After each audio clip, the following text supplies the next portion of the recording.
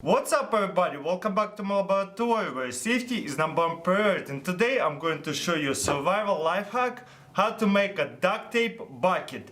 Let's check this out. So I got here a log, then we're going to put it over and stick it like this. And then I'm going to cut it right around here. Boom.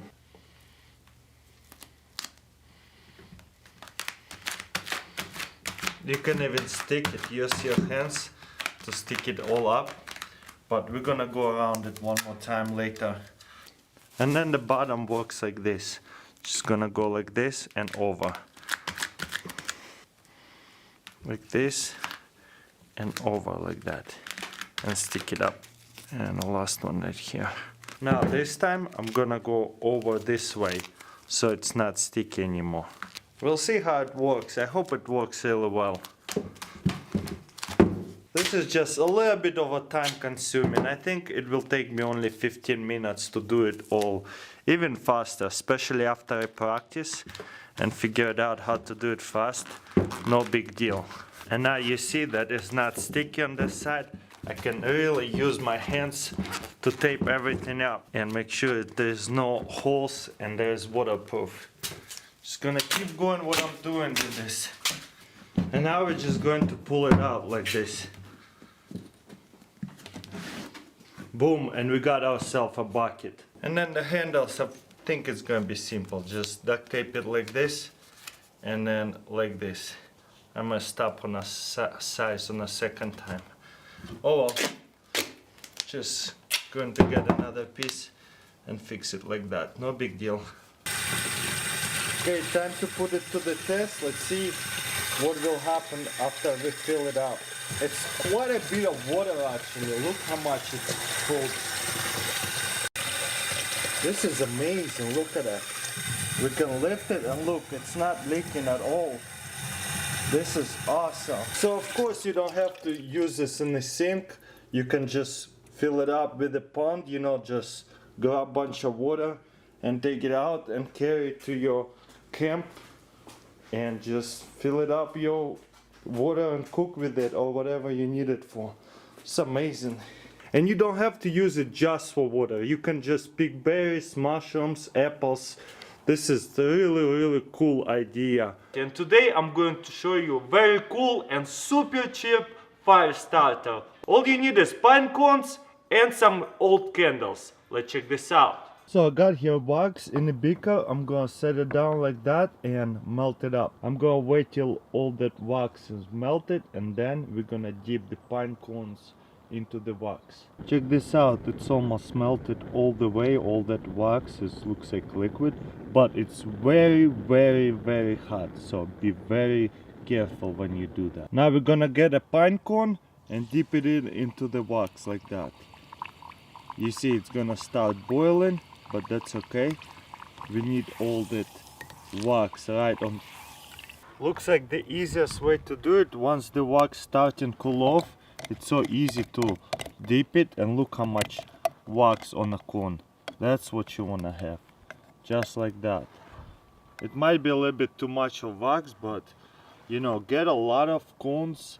And guess what, pine cones are free, old candles are free as well. Just crumble it up, boil it, and now you have free fire starter, which is amazing.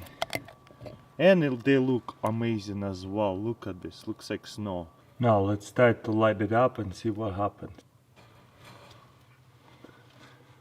Now you know what you need to do. Just put bunch of candle in, and it's super easy to start a fire and super cheap.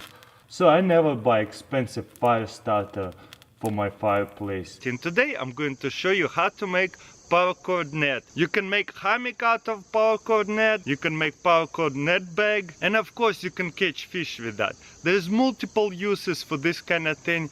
Just be creative and see what you want to build with this. So what we're going to do is tie up the rope like this on the two trees.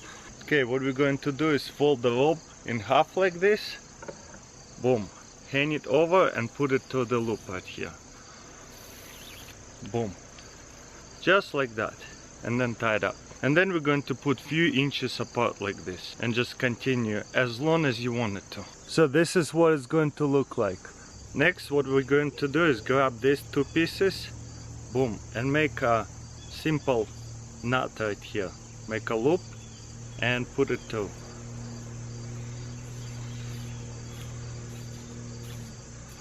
Boom, something like that, as you can see. And same thing on the same height. Right here. Same height, just twist it over, make a loop, and then put it into the loop. Adjust it so it sits pretty nicely. Something like that. And same thing right here. Boom. And we're just gonna continue to the rest of them the same way like that.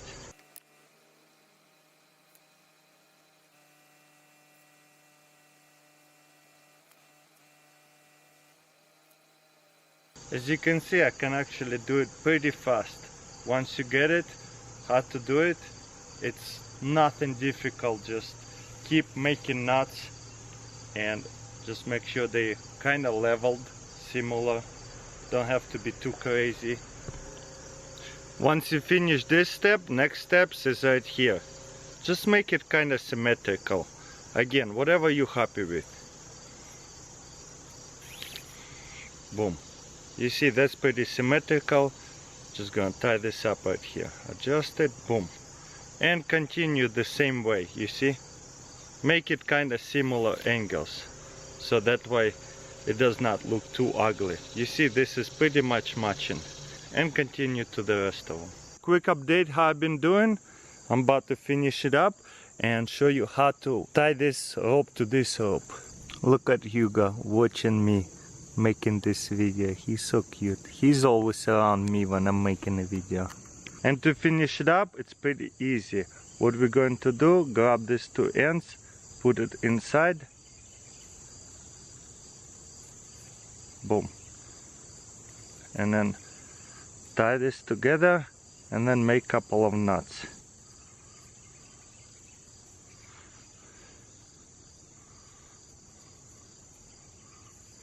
That'd be pretty good. Then we're going to trim up some ends, and so the rope doesn't untwine, we're just going to cinch it up over here. And then we're just gonna do the same thing to the rest of them. I put it against white background so you guys can see the design and pattern. Of course, not the perfect design, but it works. Look how big it is. Okay, as you can see, it's stretched out a little bit. If we would have two sticks at the end, it would be even more comfortable. Ooh, it almost broke. But there you go, guys. What do you think? Look, I can actually... Wow, this is actually very comfortable. As you can see, it's stretched out quite a bit. So make sure you just readjust it and make it higher, so that way you don't touch the floor. I'm almost touching the floor. But this is very cool. And today I'm going to show you how to make survival camping stove out of 2 aluminum bottles. Let's check this out. Okay, we're going to need 2 aluminum bottles like this, and then we're gonna measure out and mark it first. First one, we're gonna mark it up to about 1 inch. Next one about 3.1 inch. Boom, just like that. And we got 2 markings right here, 1 and 2. Second bottle about 2.5 inches, and at about 3.7 inches right here. Boom, something like that. Then stack up bunch of books or whatever, and so you can mark yourself a perfect circle. Just spin it, your bottle, boom, and do it to all of them like this. You see, right on the line. This is a good tool. I'm glad I have it. Now same thing on the other side. This doesn't have to be clean. This is just to get rid of it. But right here I have to cut it clean. You see, right on the line. This is what I want to do. Oh wow, that feels so good to cut aluminum with this epic scissors. Nice. Pretty clean cut. That's what we want. You know, if I'm going to cut slowly, it's actually much cleaner cut. I like that way more. I'll probably grind it up a little bit to make it even smoother. Now on this side.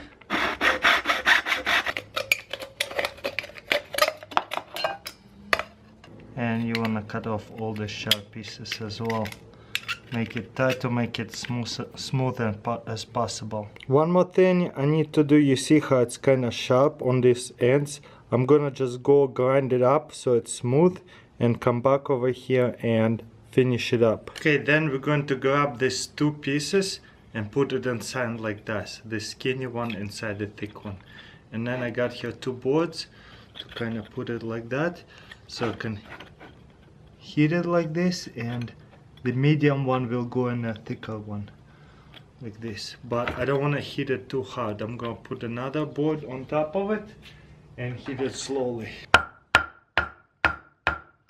You see it's going in.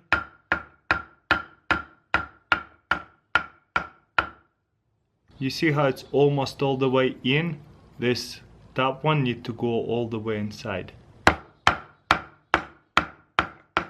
For the most part, it's all the way inside. That's awesome.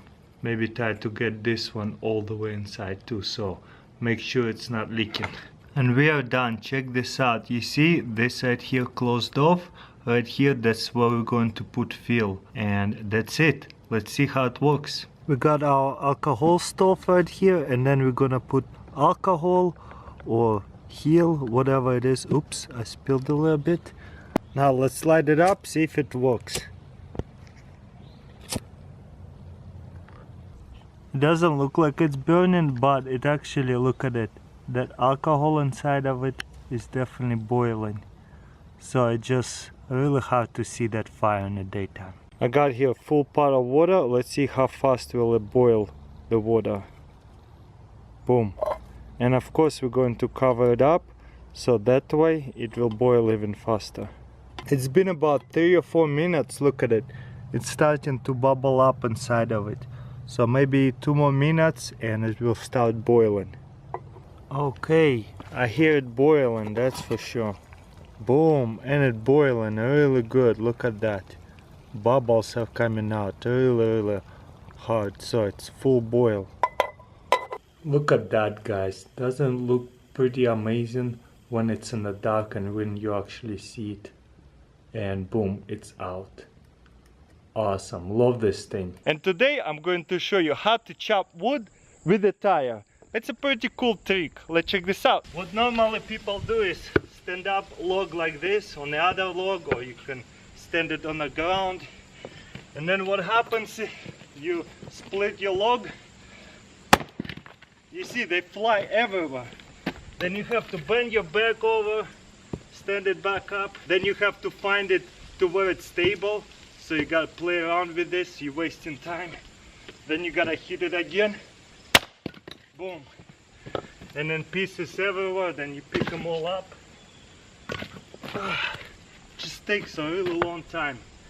Okay, this is steady, so but a lot of times before you even hit it, they fall.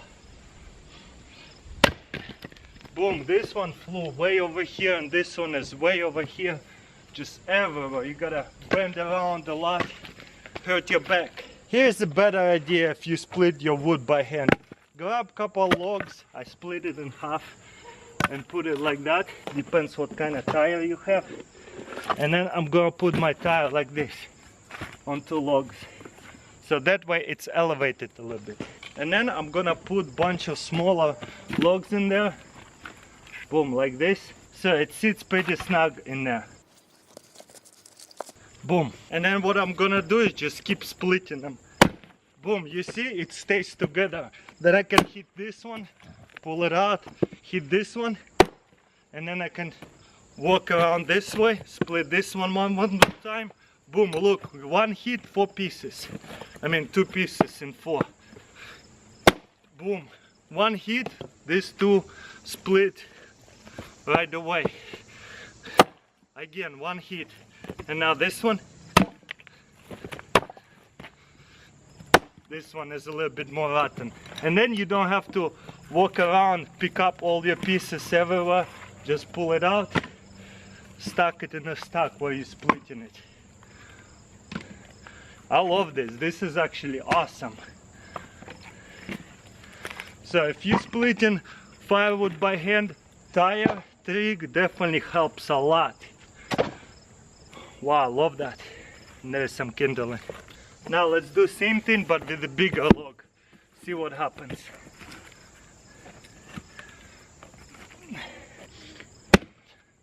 Wow, that's a really big log. No big deal. Smack it one more time right here. Boom, look at that. And it stays in a pile.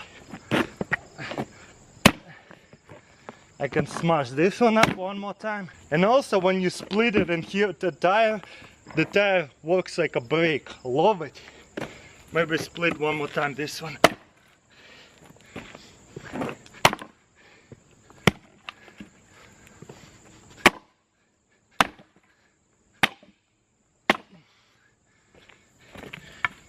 And once again, all your wood stayed in a pile. Beautiful. Take it all out in one place. It doesn't fly everywhere. You know what? Definitely an awesome trick. Just to make sure this trick works well, let's split big log one more time. 1, 2. Then you can walk around it. 3. Walk around it. 4, 5, 6, 7, 8. And you can get it into much smaller pieces like this. Awesome. What do you guys think? And again, all these logs stayed in one pile. Love this trick. Wow, I'm so excited. Thank you for watching. Don't forget to give this video a thumbs up, and I'll see you next time. By the way, subscribe to this channel if you haven't already.